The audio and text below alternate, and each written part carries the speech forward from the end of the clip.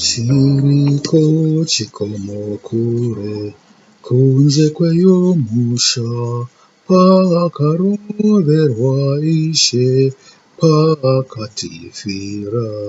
Hatizive isu vanhu, kurwadza kwakadi, wakarembedzwa pamuti, nokutadza kwedu, zvino takaregererwa nako kufa kwake, kuti tiende kudenga, taponeswa naye. Pakange pasina mumwe wokutinunura, ndiye wakava nesimba kutipinza denga. Jesu wakatida isu, ngatimudisewo, tivimbe neropa rake, tichimushandira. Tikati Justus haana kudzoka, wakanga uri kuruboshwe, wakaramba uchienderana nekutadza kwake. Mifungiro yake yakanga iri yekuda kunoparara mugehena romoto, wakanga uri mbuzi.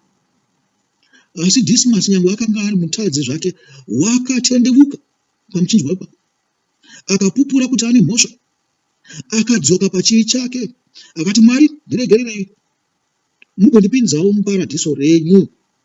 Ndizvo zvinopupurwa naJohane ka, ndiyo mharidzo yaJohane paakauya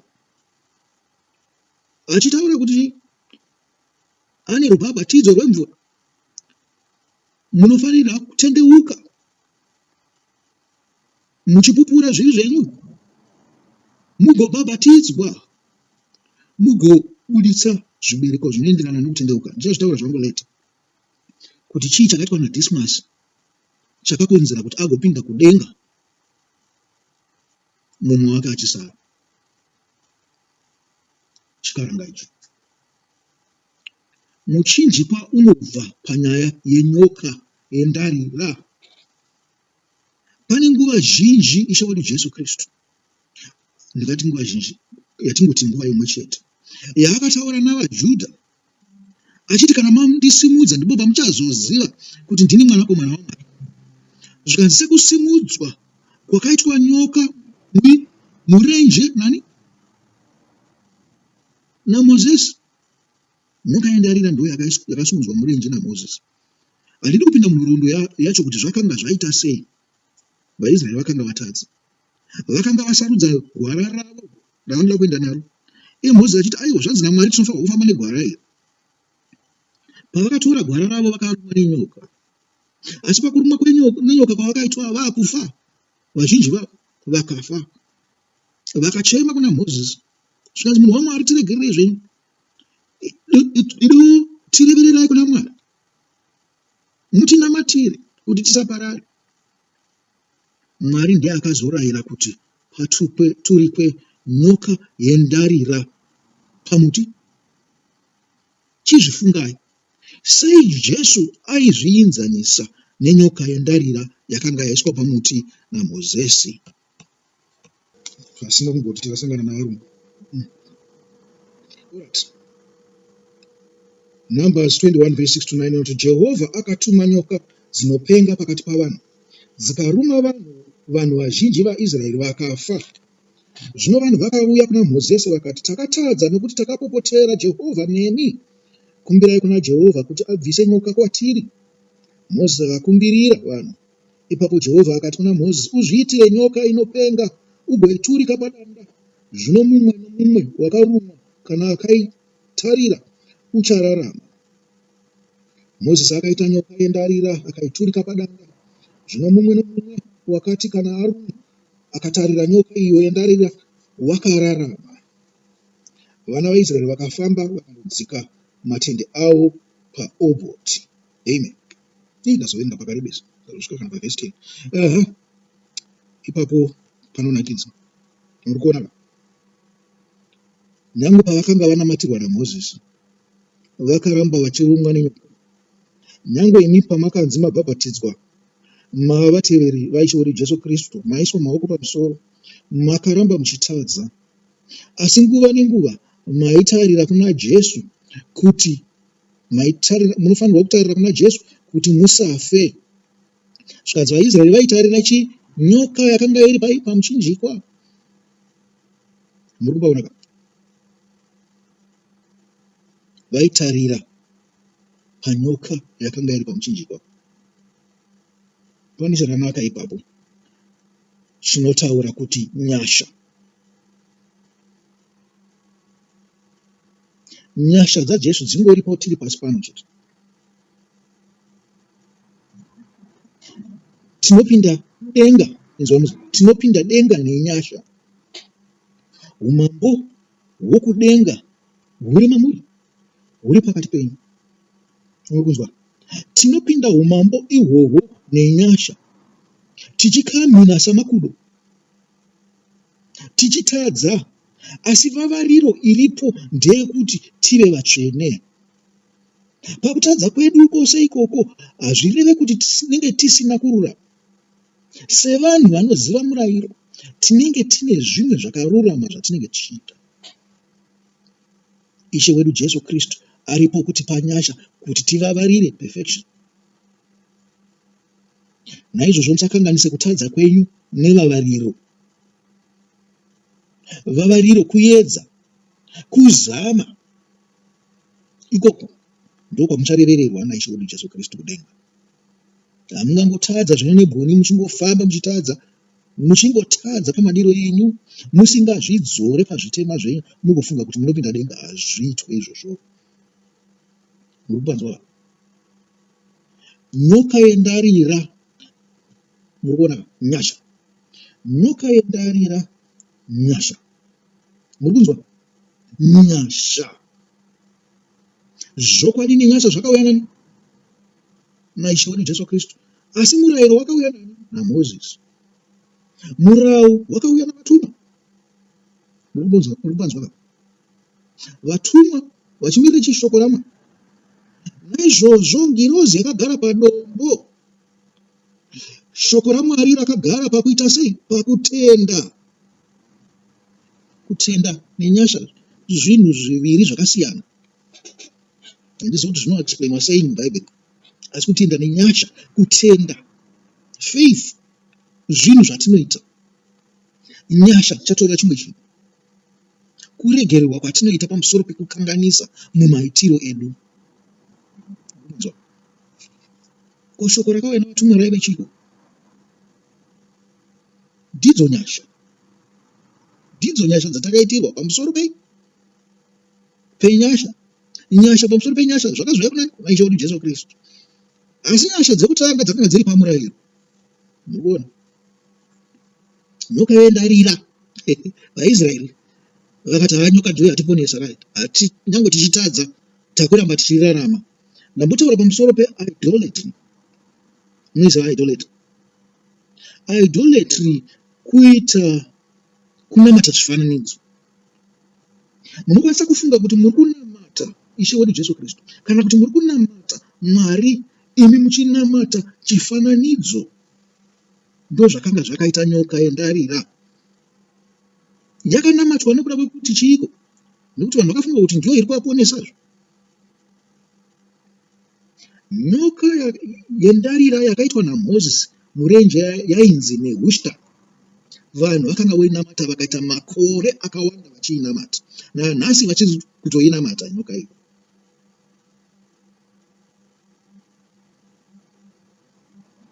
Vanhu vakanga varumwa nenyoka vakaenda vakanonamata Nehushta vakaponeswa. Izvi zvakangodzitarirai nyoka chete, zviuya zviri mberi. Ichocho chitendero chakarasika. Chitendero chakarasika hachingowanikwa,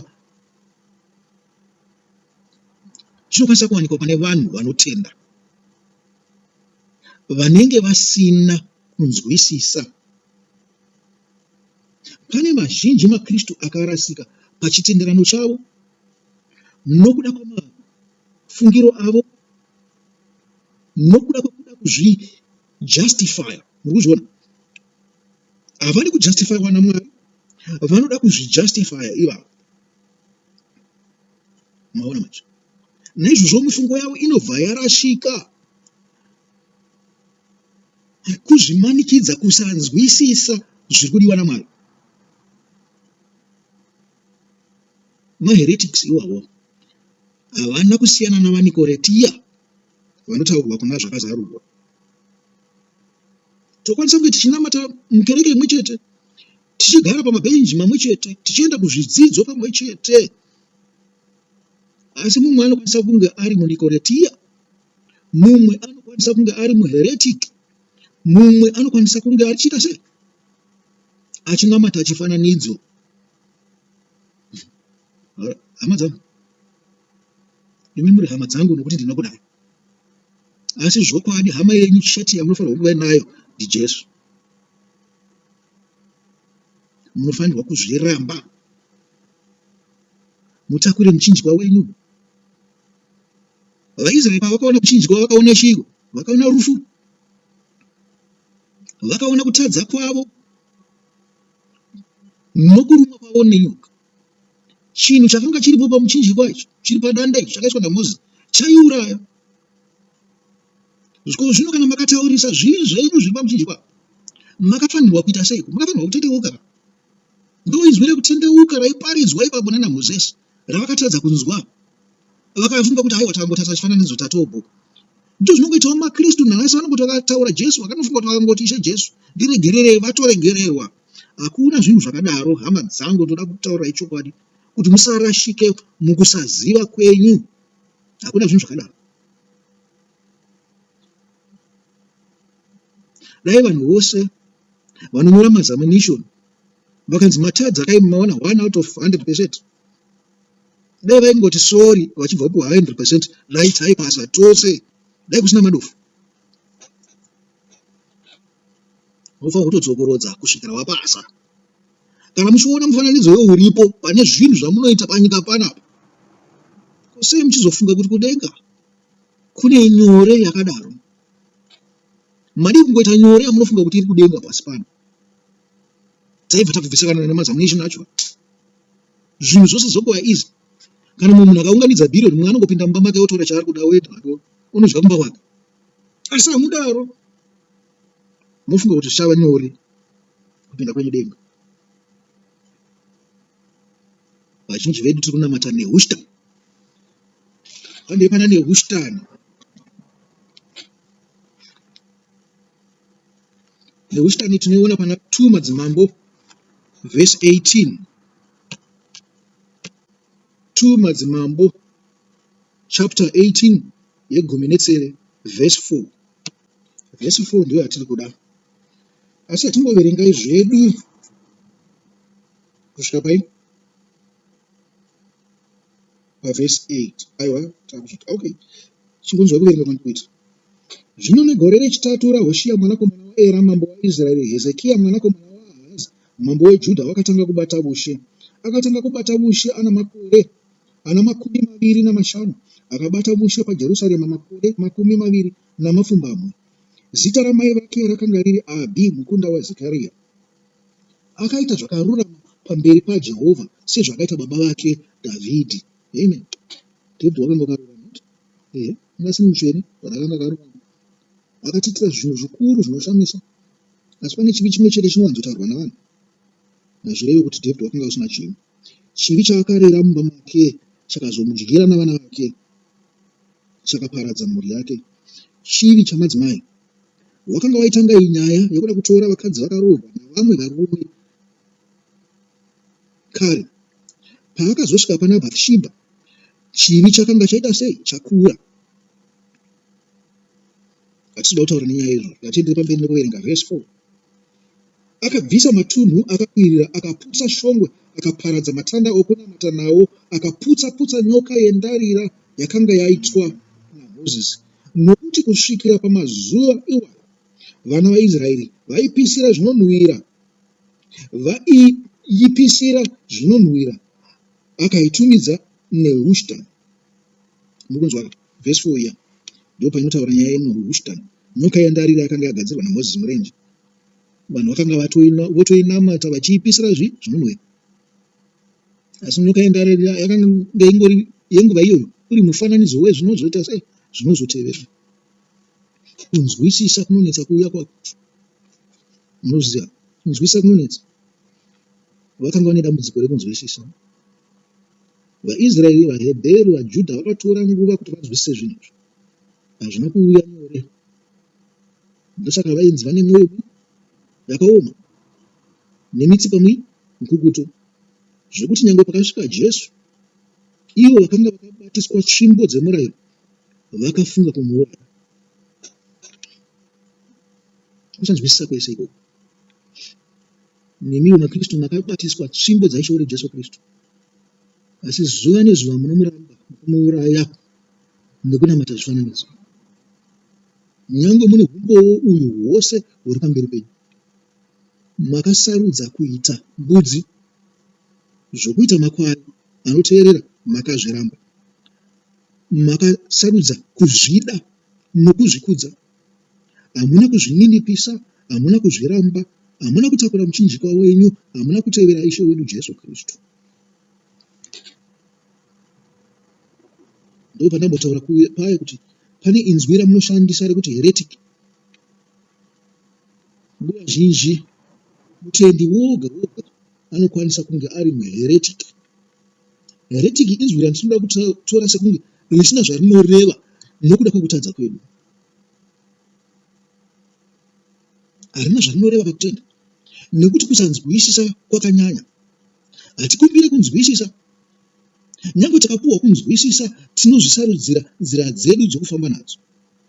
Topedzisira tatenda zvinhu zvakurasika, zvinhu zvatinopedzisira tadzidzisa nyangwe navana vedu. Dai taizovadzora kuvaudza pachokwadi chaMwari, isu zvedu takarasika zvakanga zviri nani.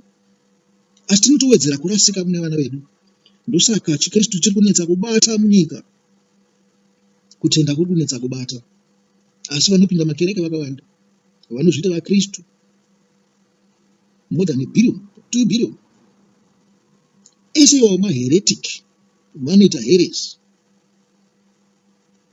Nokuti kutenda kwose kwakatsauka. Dai kwakafanana, tingadai tine kutenda kumwe chete kwakanaka. Tokwanisa kuita kutenda kumwe chete takarasika tose. Dai tine kutenda kumwe chete kwakanaka. Satani chine manenji chinokwanisa kutirasisa chose. Yatibhoendai timbonotarisa izvi zvinoreva chingo kuti maheretics, vanhu vakaramba muchinjikwa waJesu. Yatendei pana Levhitiko 2 verse 6 naLevhitiko 2 verse 15. Ndinofunga kuti pane nyaya dzekereke dzinotaurwa ipapo. Handei. Verse 6 inotaura ichiti, asi chinhu ichi unacho. Ndio verse 6. Asi chinhu ichi unacho, unovenga mabasa avaNikoraiti andinovenga neniwo. Amen.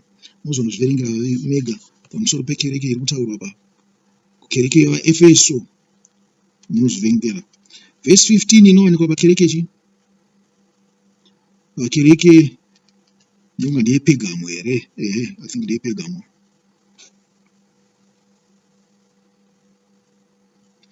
Tongotangira paverse 14. Zvikanzi kunyange zvakadaro, ndine zvinhu zvishoma zvandinovenga pauri. Una vanhu ipapo vanobatisisa dzidziso yaBharamu. Amen. Muri kubata dzidziso yaBharamu here vanhu?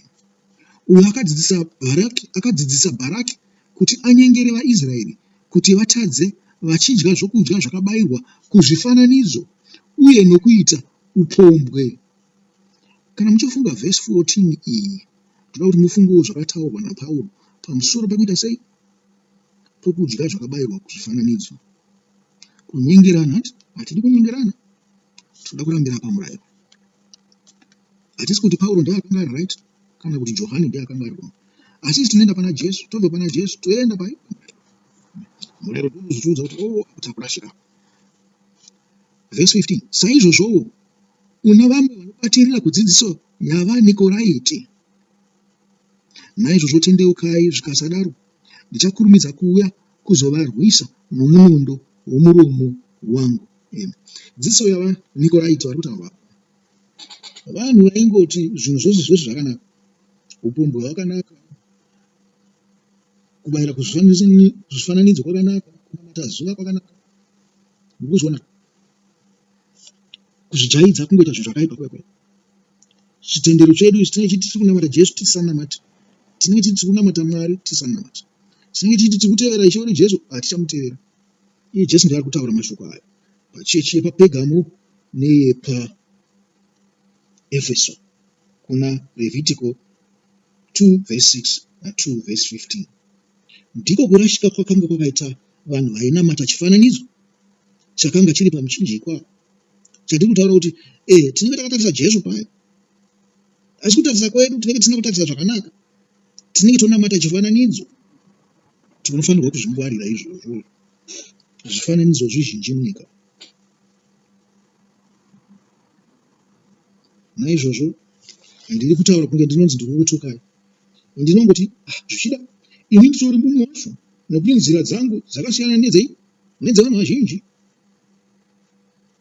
Yatitange nekutaura mukereke, nzira dzangu ini dzinokwanisa kunge dzakasiyana nedzevanhu vekufiki kwamakandiwa. Vakwamakandiwa vakasiyanawo nenzira dzevanhu veku-Revelation Ministries, Revelation of Jesus Christ, vekwaTalent Chiwenga. VekwaTalent Chiwenga vakasiyanawo nevekuroma, vekuroma vakasiyanawo nevekuMethodist, vekuMethodist vakasiyanawo nevekuAnglican. Zvichingodaro, ari right wacho ndianiko ipapa? Kuzosvika kuti tiite aya anonzi madenominations kana kereke dzedu dzichibuda pane kereke imwe chete. Hunikorati ihwohwo, hunikorite, uheresi. Pane vamwe vari kutsveyamisa shoko raMwari. Naizvozvo hongu kuenda kukereke wakanaka, endai munozadza kereke, asi muzvingwarire. Kana mukasaita ukama neshoko raMwari panokwanisa kukunetsai, muchingoita zvinhu zvekuteerera vanhu. Hakuna chitendero chakafanana nechimwe, nyangwe pavanhu vanopinda kereke imwe chete chaiyo. Nyangwe kuti vaya vanoti hakuna Jesu vaya maheretics futi, vane chitendero chavo. Nyangwe navanoti hakuna Mwari, nyangwe navanonamata Satani maheretics vose, vanongorashika pakutendera kwavo. Naizvozvo ngwarirai Pauro paanoti pavakorinde 1 Vakorinde 8 yose, ndo paanotaura pamusoro pezvi zvakabayirwa kuzvifananidzo.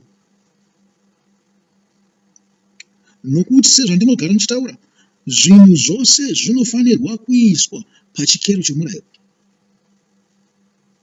Kana makavenga murayiro, moenda kuinzwi chairo chairo rinenge rakataurwa naIshe wedu Jesu Kristu. Ndokuti musikwanisa kuona kuti riri papo, nokuti inzwi raitaurwa naIshe wedu Jesu Kristu rakanga rakati wandei, asi akanga asingakanganisi zviri pamurayiro. Saka chiti endai kumurayiro. Hazvinai kuti muri kutaurwa navadzidzi, muri kutaurwa nani. Murayiro mutsvene, hauna chakaipa pauri, unofanirwa kuchengetedzwa nokubatwa. Anti nyaya iyoyo yezvifananidzo yekudya zvakabayirwa kumifananidzo iri pana 1 Vakorinde 8. Vakomana, zvakashata kuti tidye zvinhu zvakabayirwa kumadhimoni. Musadye. Nyangwe nezvimwe zvinhu zvinorambwa pamurayiro zviya zvinonzi musadye pork, musadye. Ngwariraiwo, nekuti sevanhu vari careless, muri padhuze nekutapwa. Kanhu kaduku kanokwanisa kukurashai kubva kupana Mwari.